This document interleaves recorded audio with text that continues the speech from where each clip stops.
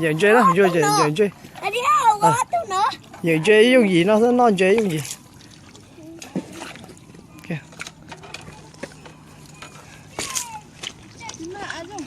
Ô, tôi thấy ít khó nè.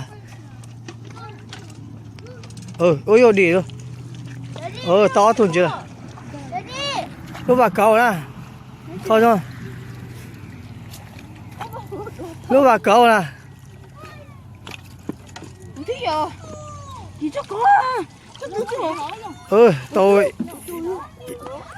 Tôi họ gần đến cầu tủ đấy mà.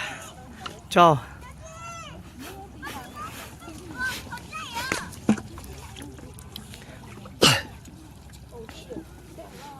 Tôi giờ chơi nhá cho Alaska ơi. Lúc này à, chỉ là mình thích cầu bé.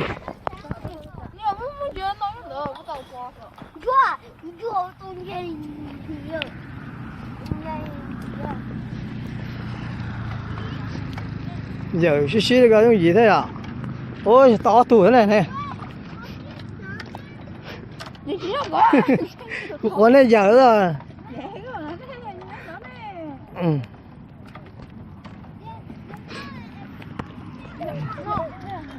Một sắp hả bé?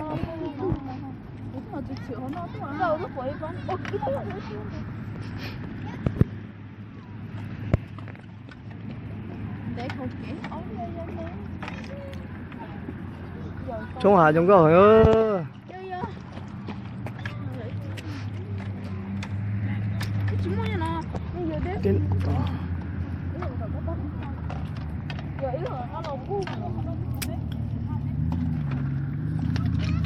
ơi vô nó tàu thế là nè ó vào thế thì ó bé vào thứ sai rồi có tua lên à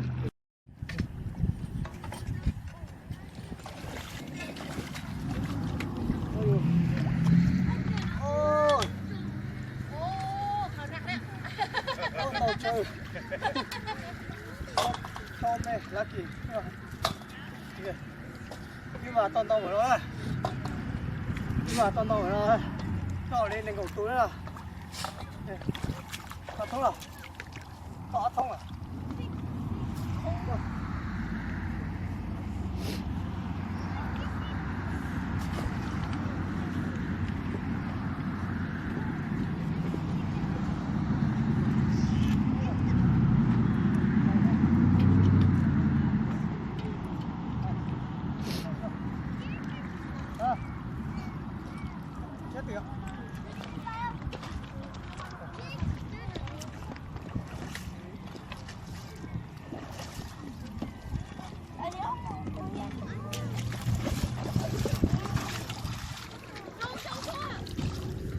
đàn ổn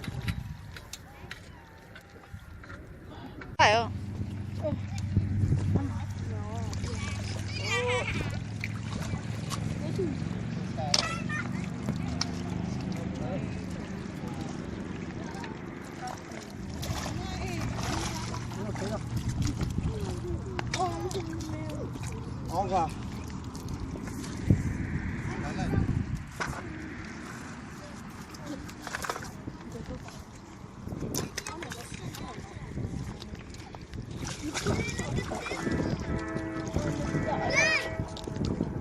Bé mà bây giờ xa mà mua anh chơi nhấp vào bé rồi là nó chỉ cho mua đó cho thay đổi xe thôi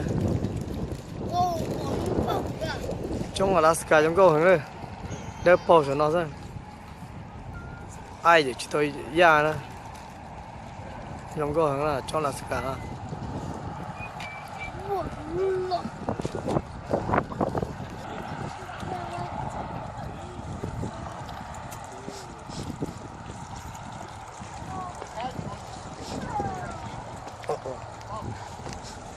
sai giờ sắp phải nói giờ nữa bê thông còn là tới của lợi ô phải là trong tiêu rồi linh phải là trên này trong kìa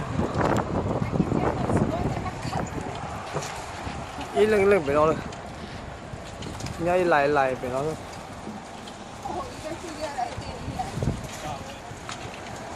哎呀，到苦了，苦了的，一桶。